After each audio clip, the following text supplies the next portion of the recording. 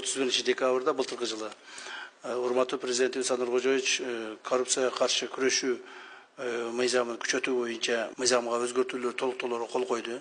Ошонун негизинде мындан ары ошол мыйзам менен жашайбыз. Мыйзам күчүнө 21-январда кирет. 21-январдан баштап мамлекетибизде эгер кайсыл бир мамлекеттик органдын кызматкерлери коррупциялык элементтер менен шектелип колго түшүп же болбосо ошол жоопко тартыла турган болсо, мыйзам катаал жазаларды карап атат. Коррупциялык кылмыштарга шектелген адам соттун чечими менен сөзсүз түрдө түрмөгө камалат.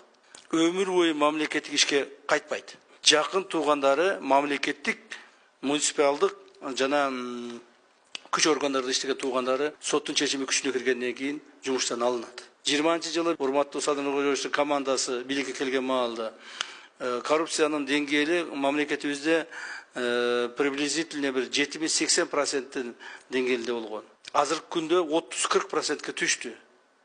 Биз ушул деңгээлди 5-10%ке чейин түшүрүшүбүз керек. Ошондуктан мен сиздерден дагы бир жолу суранып кетемин. Эч кимиңер бир ушул мыйзам негизинде бир жабыр тартып калбасаңар керек экен деп силерден өтүнөм дагы, анан Кудайдан тилеймин. Ошон үчүн этият болуңуздар, урматтуу жетекчилер.